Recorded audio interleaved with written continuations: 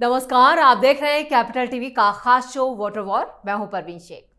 गोरा बोराम बिहार की वो विधानसभा सीट बन चुकी है जो इस वक्त पूरे राज्य में सबसे ज्यादा सुर्खियां बटोर रही है। वजह है बीजेपी के उम्मीदवार सुजीत सिंह और वीआईपी उम्मीदवार के बीच सीधी टक्कर। लेकिन इस बार यहां का माहौल कुछ अलग है। जनता अब खुलकर कह रही है कि राजनीति अब जाति या धर्म से नहीं बल्कि भरोसे और काम से तय होगी। लोगों का गुस्से मुकेश सैनी की अवसरवादी और सौदेबाजी वाली राजनीति पर साफ झलक रहा है। बार बार गठबंधन बदलने और अपनी शर्तों को लेकर राजनीतिक सौदे करने से जनता का भरोसा उन पर उठ चुका है। वहीं दूसरी ओर बीजेपी के सुजीत सिंह को लेकर इलाके में उत्साह साफ साफ दिखाई दे रहा है। सुजीत सिंह पूर्व चीफ इनकम टैक्स कमिश्नर रह चुके हैं और हाल ही में वीआरएस लेकर बीजेपी से जुड़े हैं।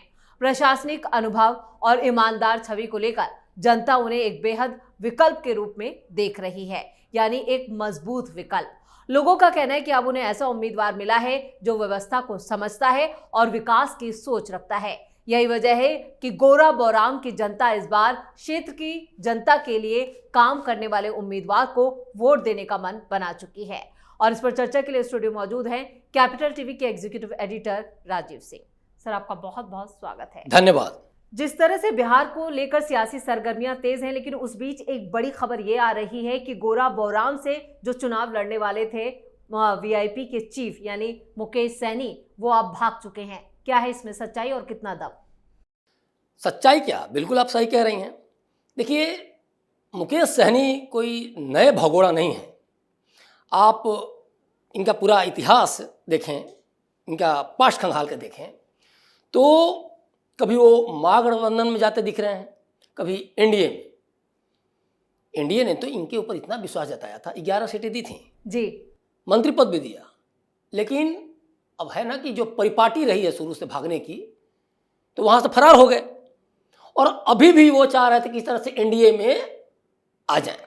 एनडीए ने दरवाजा तो बंद कर दिया था कि नहीं नहीं, तुम्हारे से भगोड़े को नहीं लेना है। और ये जो नेचर इनका है, अब इन्होंने जब देखा कि वहाँ सुजीत सिंह जैसे उम्मीदवार खड़े हो रहे हैं और पहली बार खड़े हो रहे हैं, भाजपा के उम्मीदवार हैं, उस डबल इंजन सरकार को लेकर पहले भी जो राज्य में जो जिस तरह से एक शानदार छवि बनी है, जिस तरह से पीएम मोदी के चेहरे में भरोसा है, जिस तरह से नीतीश की डेवलपमेंट में भरोसा है, और जब ये दोनों का मेल होता है, सामंजस्य होता है, तो एनडीए का उम्मीदवार कोई भी वहाँ खड़ा हो तो जीत तो तय है। और जब सुजीत सिंह जैसे उम्मीदवार खड़े होते हैं, देखिए आप सोचिए जी कि सुजीत सिंह कितने बड़े मुकेश सहनी के लिए थ्रेट बन गए। वीआईपी चीफ कहते हैं अपने आप को, हैं भी, लेकिन कितने बड़े डरपोक हैं। अरे भाई, अब आप जो आप निषाद समाज की बात कहते हैं, आप कहते हैं कि मलाह का डिप्टी सीएम बनेगा, इतनी बड़ी बड़ी मांगे आपकी थी, तो आप डर क्यों गए? क्योंकि आपने पिछले 1 महीने से पूरे इंडिया में कह सकते हैं घूम घूम के, दिल्ली से पटना तक दंगल खड़ा कर दिया है। आपने डेवलपमेंट की भी बात की नहीं। आपने क्या मलाह समुदाय के लिए डिप्टी सीएम मांगा था? क्या राजीव सर, अब गोरा बोराम से मुकेश सैनी चुनाव नहीं लड़ेंगे, कोई और उम्मीदवार आ रहा है, तो ऐसे में मैदान छोड़ने की क्या बड़ी वजह हो सकती है? मैं देखिए उसी पे आ रहा हूं कि ये अब चूंकि अपने इनकी देखिए महागठबंधन के नेताओं की पुरानी एक तरह से आदत रही है। आपको याद होगा जब मीरा कुमार की राजनीति को खत्म करना था तो कांग्रेस ने उनको राष्ट्रपति पद के लिए उम्मीदवार बना दिया। उसको पता था कि कांग्रेस की उम्मीदवार हारेंगी और मीरा कुमार की राजनीति खत्म भी हो गई जी। तो यही मुकेश सहनी ने भी किया है। मुकेश सहनी ने क्या किया कि भाई मैं बदनाम हो जाऊं, वीआईपी चीफ हार गया सुजीत सिंह से, तो इसलिए अच्छा है किसी दूसरे को आगे कर दो। अब मैटर ही नहीं करता कि वहां कौन खड़ा होगा, क्योंकि देखिए गोरा बोराम के लोगों से आज मैंने 3-4 लोगों से मैंने सुबह बात की, उन्होंने साफ कहा जी कि हम तो भाजपा को ही वोट देते आए हैं, जदयू को वोट देते आए हैं। क्योंकि 2010 में देखें, 2015 में देखें तो जदयू का उम्मीदवार ही वहां जीता था। तो जब भाजपा का चेहरा हो वहां और सुजीत सिंह जैसे उम्मीदवार हो तो जीत तो पक्की है। आपको एक चीज बता दूं, सुजीत सिंह की पत्नी अभी जी स्वर्णा सिंह विधायक हैं, और कितनी बड़ी बात है कि 36 लोग 2020 में उम्मीदवार थे और 35 को हराकर सुवर्णा सिंह वहां से जीत रही हैं, और उनके पति हैं सुजीत सिंह। तो आप समझ सकती हैं कि दरभंगा में इनका कितना दमखम है। एक चीज और भी है कि कुछ नेताओं की आदत होती है कि किसी तरह से टिकट खरीद के जाके चुनाव लड़ लेना, गए और बस हमको टिकट दे दो। लेकिन अगर सुजीत सिंह के पूरे पास्ट को भी देखा जाए, उनके परिवार को, तो उनके पिता भी दरभंगा से सुनील कुमार जी विधान पार्षद रह चुके हैं। दूसरी एक चीज बात और भी है कि पत्नी तो विधायक बनी ही, और उन्होंने जो काम किया है, चाहे वो सड़कों गलियों की बात हो, चाहे वहाँ के हॉस्पिटल्स की बात हो, स्वास्थ्य की बात हो, या फिर शिक्षा की बात हो, तो उसको गौरा बौराम के लोग आज के डेट में याद कर रहे हैं, उनके विकास को याद कर रहे हैं। और इसीलिए जब उनके पति इस बात जब खड़ा हो रहे हैं तो वे तय कर चुके हैं कि इस भगोड़े को, इस परिवारवादी पार्टी को हम वोट नहीं देंगे। देखिए जनता, आपको ये लग रहा होगा कि आप जो कर रहे हैं, जो गुमराह कर रहे हैं पार्टी के नाम पे, समाज के नाम पे, तो लोग भी समझ रहे होंगे, लोग सब समझते हैं। अब आज की जनता एआई के ज़माने में और डिजिटल एरा के ज़माने में कोई मूर्ख नहीं है। और मुकेश सहनी की जो एक्टिविटी है पिछले 1 महीने से, जिस तरह से कभी राहुल को फोन कर रहे हैं, कभी लालू यादव को फोन कर रहे हैं, लालू यादव भगा दे रहे हैं, तेजस्वी यादव भगा दे रहे हैं, जिस तरह की मीडिया में खबरें आती रही जी, और उसमें मुकेश सहनी को क्या था, 60 सीटें मांगे थे। क्या हुआ? अब सुनने में आ रहा है कि 15 सीटें मिलेंगी, और उसमें भी डिप्टी सीएम नदारत, क्योंकि ये जो चाह रहे थे किसी भी तरह से जो 2-3% निषाद समुदाय को आकर्षित करने के लिए कि भाई डिप्टी सीएम तुम्हारा हो गया, मैं डिप्टी सीएम हो गया।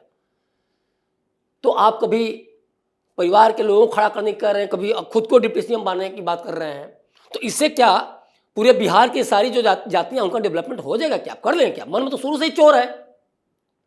लगातार बार्गेनिंग करने के चलते सुजीत सिंह का जो कद है और भी ज़्यादा बढ़ गया। खासतौर पर सुजीत सिंह के बारे में आप कहीं भी इंटरनेट से लेकर कहीं भी देखेंगी, बहुत ही ईमानदार, और सबसे बड़ी चीज़, अधिकारी होते हुए भी इन्होंने जनता की नब्ज को जिस तरह समझा है, तो पीएम मोदी ने इनके ऊपर विश्वास जताया है जी, क्योंकि अभी 4-5 दिन पहले वीआरएस लेकर वो पार्टी ज्वाइन कर रहे हैं और पार्टी टिकट दे रही है। तो आप समझ सकती हैं कि कितना बड़ा भरोसा है इनके काम को लेके।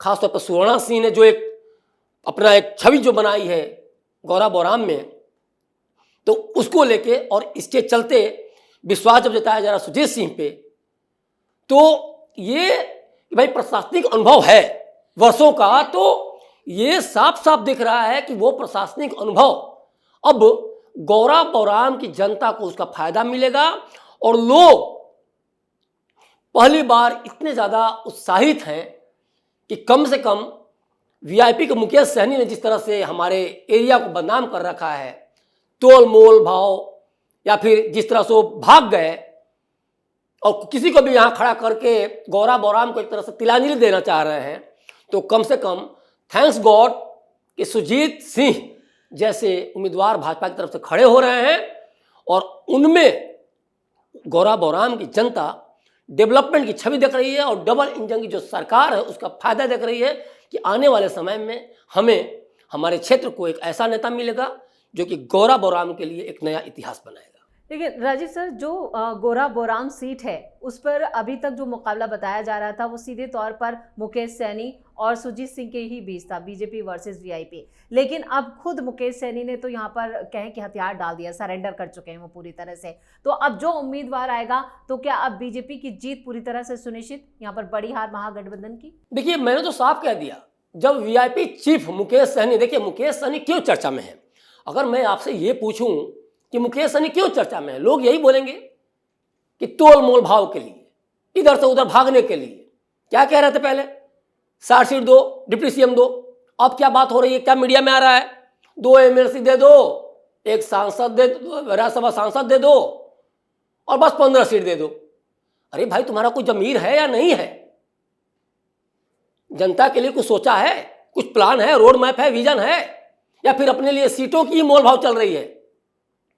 और आप जो बॉलीवुड में जो सेट लगा रहे थे, तो आप सेट लगाते लगाते यहां बिहार की जनता का ही, गौरा बौराम की जनता का सेट खराब करने लगे।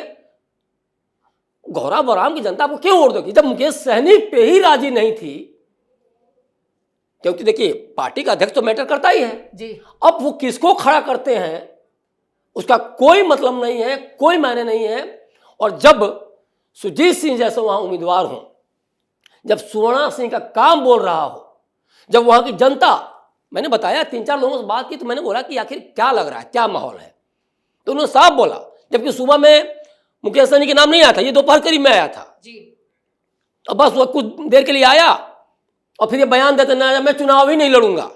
ये भी बयान आया, साथ ही ये भी कहा कि 243 सीटों पर वो चुनाव प्रचार करेंगे। लेकिन मुकेश सहनी का ये बयान, इसके सियासी मायने क्या है? क्या गठबंधन की गांठ खुल चुकी है? देखिए, गठबंधन की गांठ तो अब सीट शेयरिंग ही नहीं हुई है। हमारा प्रोग्राम जाते जाते हो सकता है कि कुछ लोग मैसेज फ्लो कर दो, अलग बात है।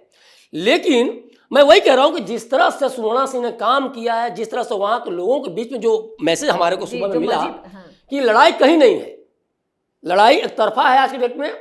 क्योंकि देखिए एक बड़ी बात, हमें अगर मैंने एनालिसिस भी किया कि जिस तरह से 36 लोगों में सुवर्णा सिंह को लोग उम्मीदवार के तौर पर चुन के भेज रहे हैं विधानसभा में, तो आप समझ सकती हैं कि ये कितना बड़ा जीत होने जा रहा है। और दूसरी बात एक चीज़ और है, ऐसा नहीं कि अचानक ये सब कुछ हो रहा है, शुरू से ही बीजेपी जदयू की वो सीट रही है।